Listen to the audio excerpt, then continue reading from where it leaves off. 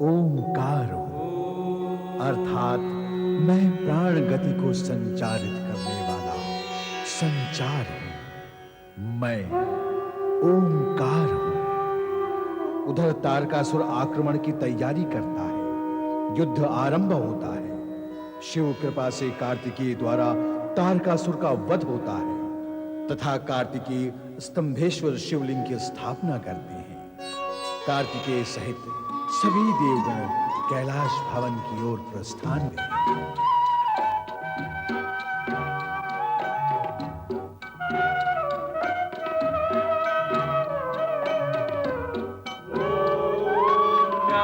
शेष सेनाधिपति कुमार कार्तिकेय की जय। विजय शिवपुत्र कुमार कार्तिकेय की जय। महाशक्तिशाली पार्वती नंदन कुमार कार्तिकेय की जय।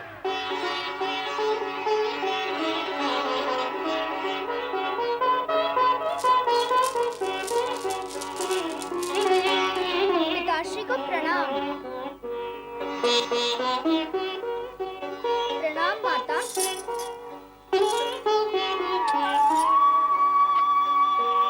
मेरा पुत्र विजयी होकर आया है। यह विजय पुत्र की नहीं, माँ के आशीर्वाद और पिताश्री की शक्ति की हुई है। शिवपुत्र कुमार कार्तिकेय की जय। अब आप सब देवगण से मेरी प्रार्थना है कि निर्भय होकर स्वर्ग लौट जाएं। आपके कार्य में विघ्न डालने वाला तथा आपकी शांति को भंग करने वाला तारकासुर मारा गया है। अब आप पूर्ण रूप से सुरक्षित हैं। नारायण नारायण। पूर्ण रूप से सुरक्षित? क्यों देवर्षि, अब भी आपको देवगण की पूर्ण सुरक्षा में कोई शंका है क्या? बताएं देवर्षि, अब बाधा कहाँ है? बाधा और शंका का कोई सजीव अथवा साकार रूप नहीं होता देवराज। नारद, तुम देवराज को सदा शंकित करते रहते हो। स्पष्ट क्यों नहीं कहते? क्या कहना चाहते हो? मुझे क्या कहना है भगवान, कहना तो आप त्रिदेव को है, और जो आप कहना चाहते हैं कभी कभी मुझे कहना पड़ता है। नारायण नारायण। देवराज, मेरा अभिप्राय केवल इतना है कि तारकासुर मारा अवश्य गया है, परंतु पुनः ऐसा असुर उत्पन्न न हो जाए जो स्वर्ग पर अधिकार करने की कुचेष्टा करे। देवर्षि, आपके विचार, गणना अथवा मत से भविष्य में ऐसी कोई संभावना है क्या? नारायण नारायण। देवराज, आप संकेत समझने का अभ्यास करें। यदि अग्नि में हाथ डाला न जाए तो उसके जलने का प्रश्न ही नहीं उठता, और यदि अग्नि में हाथ डाल ही दिया जाए तो उसके सुरक्षित रहने की संभावना समाप्त हो जाती है। देवराज, देवराजेंद्र, नारद ये कहना चाहते हैं कि सुकर्म का फल शुभ तथा कुकर्म का फल अशुभ होता है। हमारे विचार, कर्म और उद्देश्य के सुर जब बेसुरे हो जाते हैं तो कब, कैसे और कहां से असुर उत्पन्न होकर हमें कष्ट देने लगते हैं, हमें इसका ज्ञान ही नहीं होता। अर्थात रंग विलास और विनोद में अपना समय व शक्ति नष्ट ना करके उसका सदुपयोग किया जाए तो शुभ परिणाम प्रकट हो सकते हैं। क्यों नारद, यही कहना चाह रहे थे ना तुम? आप त्रिदेव अंतर्यामियों से क्या छिपा है प्रभु। नारायण नारायण। यहाँ कैलाश में हर्ष और उल्लास का वातावरण है, और वहां नक्षत्र लोक में कृतिकाओं की क्या दशा हो रही होगी भोलेनाथ ही जाने। चलकर मुझे उनकी पीड़ा से परिचित होना चाहिए। नारायण। कार्तिकेय की स्मृति हमारे मन की पीड़ा का कारण बन गई है। जगत की हर माता के साथ ऐसा ही होता है। उसका पुत्र यदि उसकी आंखों से दूर हो जाए तो उसका मन विकल ही रहता है। जगत की माताओं की चर्चा करने से हमें क्या लाभ होगा? इससे मन को शांति तो मिलेगी। शांति तो तभी मिलेगी जब हम कार्तिकेय को देख पाएंगे। तो उसके लिए नारायण नारायण नारायण, श्रीमन नारायण नारायण। देवर्षि आप प्रणाम। कल्याण भव। आप तो नारायण का नाम स्मरण कर अपने मन को शांत कर लेते हैं। हमारे कल्याण का भी तो विचार करें। पुत्र कार्तिकेय के बिना हमारे प्राण निस्तेज हो रहे हैं। देवियों, आपका पुत्र दिन प्रतिदिन तेजस्वी होता जा रहा है और आप निस्तेज हो रही हैं। अर्थात नहीं देवी, यथार्थ कहो, यथार्थ। आपके पुत्र कार्तिकेय ने महाबली तारकासुर का वध करके असुर सेना पर विजय प्राप्त कर ली है।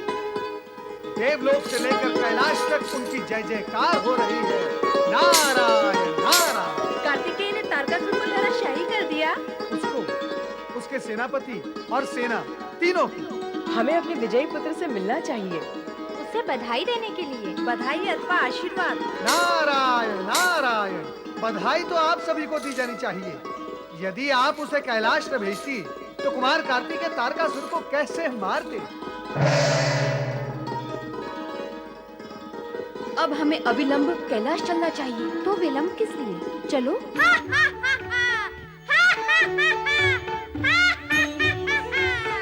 फिर क्या हुआ कुमार? होना क्या था, जब तारकासुर ने मुझे देखा तो हंसा, खुलकर हंसा। जब मैंने उससे हंसते हुए देखा तो मैं भी हंसने लगा। पर कुमार, तुम्हें क्यों हंसी आ गई? अरे, मैं तो तारकासुर से पूछने नहीं गया था ना कि हे तारकासुर, तुझे हंसी क्यों आई? फिर तुम मुझसे क्यों पूछ रहे हो? हंसी का क्या, आ जाती है। उससे आई तो मुझे भी आ गई। देखो देखो, तुम्हें भी हंसी आ गई ना। फिर भी कुमार, तारकासुर के हंसने का कोई कारण तो अवश्य रहा होगा। हाँ हाँ, कारण तो होता ही है। वो मेरे हाथों मारा गया, इसका भी एक कारण तो है ही ना। वह ये समझकर हंसा होगा कि ये छोटा सा नन्हा मुन्ना बालक उस महाकाल से कैसे युद्ध करेगा। पर कुमार, तुमने तो उससे युद्ध भी किया और उसे मारा भी। यह ज्ञान तो तुम्हें है, उसे तो नहीं ना। वो तो मारा गया। उसे क्यों नहीं? जब मरा तो उसे ज्ञान नहीं हुआ। अरे, कैसे बालकों जैसी बात करते हो तुम? अरे, बालक तो मैं भी हूँ। हाँ, मेरे द्वारा प्रहार किए हुए अस्त्र से वो मरा। जब वो मरा तब उसे ये ज्ञान तो नहीं रहा ना कि वो मर गया है। कैसी दुर्गति हुई उसकी। युद्ध आरंभ हुआ उसकी हंसी से और अंत हुआ उसकी मृत्यु से। अहंकारवश हंसने का परिणाम यही होता है। नारायण नारायण। देवऋषि को प्रणाम। देवर्षि को प्रणाम। कल्याण भव, आयुष्मान भव। आसन ग्रहण करें देवऋषि। नंदी, तुमने अथवा जगत के किसी भी प्राणी ने नारद को कभी किसी आसन पर बैठे हुए देखा है? नंदी, भ्रमण करने का भोग मेरे भाग्य में लिखा हुआ है, मैं क्या करूं? अच्छा, आप लोग मुझे ये बताओ कि ये सभा क्यों जुटी हुई है? कुमार हमें युद्ध के अनुभव सुना रहे थे। नहीं देवऋषि, मैंने सुना नहीं रहा था, ये सुन रहे थे। अद्भुत, घोर आश्चर्य। तुम्हारे बिना सुनाए शिवगण सुन रहे थे। नारायण नारायण। वैसे कुमार कार्तिकेय, ये सूचना बिना पहुंचाए नक्षत्र लोक में भी पहुंच चुकी है तुम्हारी माताओं के पास कि तुमने तारकासुर को मार गिराया है। माताएं? पर बिना पहुंचाए उन्हें ये सूचना कैसे पहुंच गई कि यह कार्य मैंने किया है? नारायण नारायण। वैसे ही कुमार कार्तिकेय, जैसे तुम्हारे बिना सुनाए शिवगण तुम्हारे अनुभव सुन रहे थे। देवऋषि, कैसी है मेरी माताएं? वे कभी मुझे याद करती है? मैं उन्हें बहुत याद करता हूँ। वे हर समय मेरी आंखों के सामने रहती हैं। उनसे मिलने की बहुत इच्छा होती है देवऋषि। उपाय बताए, मैं उनसे कब मिल सकूंगा? न जाने कैसी होगी मेरी माताएं।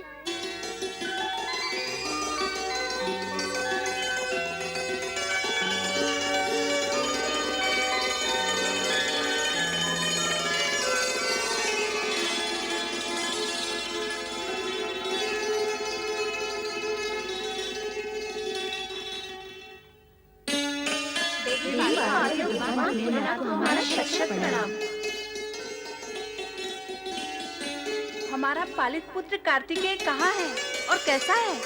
पालित क्यों कहती हो? वो तो तुम्हारा ही पुत्र है।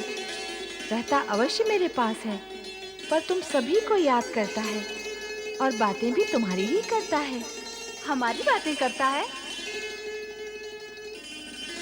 मेरे पास जब बैठता है तो उसके अतिरिक्त और कुछ नहीं करता। बता रहा था कि 6 माताओं के अनुसार 6 रानियों का राजा बनना तय किया था। आंख मिचौली खेलते हुए भी छोटे होने के कारण दया धर्म की जो बातें किया करता था उसकी भी चर्चा करता है। खेल खेल में भी आंख और मुंह खोलने देता था तुम सबको। वह भी बता रहा था मुझे। पर वो है कहाँ? आ जाएगा। यही कहीं शिव गणों के साथ खेल रहा होगा। देवी पार्वती, तारकासुर का वध तो हो चुका है। जिस उद्देश्य से नंदी महाराज कार्तिकेय को यहाँ लाए थे वो अब पूर्ण हो गया है। अब आप पुनः कार्तिकेय को नक्षत्र लोक भेज दें। हाँ देवी, अब हमें कुमार लौटा दें। कुमार के बिना अब हमसे नहीं रहा जाता। आज उसे हमारे साथ भेज दें। नहीं नहीं, ये संभव नहीं। कुमार अब वापस नहीं जाएगा। नंदी महाराज जब कुमार को लेने हमारे पास आए थे तो हमने भी कुमार को भेज ही दिया था ना। अभी अभी आपने ये भी तो कहा है कि वो हमारा पालित पुत्र नहीं, पुत्र ही है। माताएं,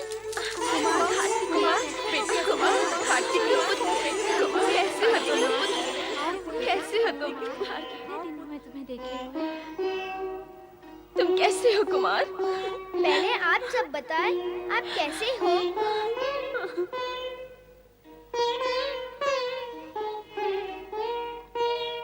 हे भगवान शंकर, महेश्वर, आप हम पर कृपा करें। कुमार को अपने साथ ले जाने की अनुमति प्रदान करें।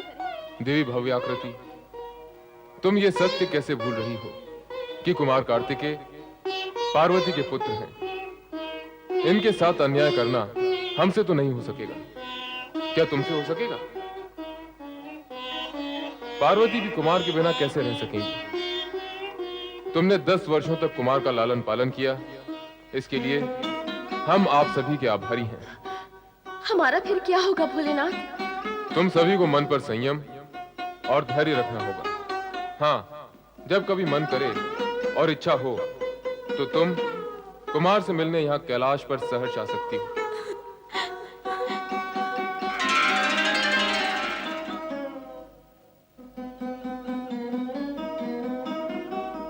माताओं, मैं जहाँ भी रहूंगा सदा आपके पास ही रहूंगा।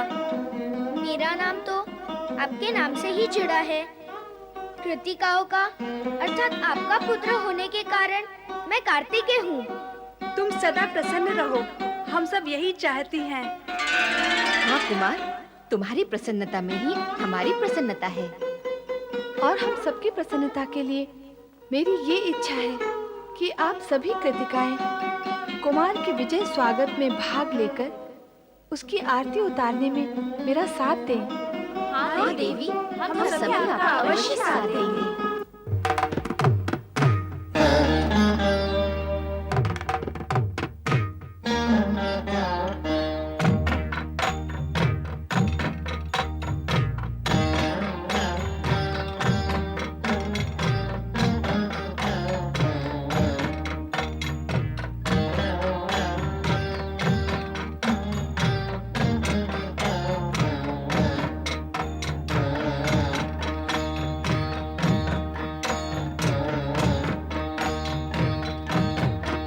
जय हो तुम्हारी कार्तिकेय, जय जय जय हो। जय हो तुम्हारी कार्तिकेय, जय जय जय हो। जग सुखकारी मंगलमय हो। कार्तिकेय जय हो। जय हो तुम्हारी कार्तिकेय, जय जय जय हो।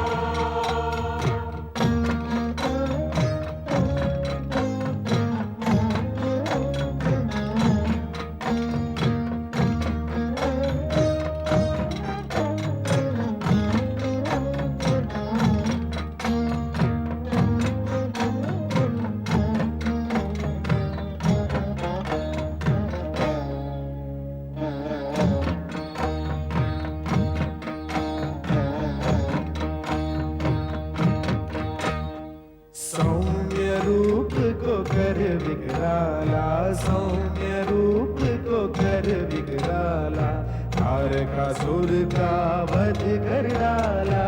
दानव मानव देव किन्नर धन्य हुए ये धरती अंबर, तुम ही अक्षय अजय तुम ही हो।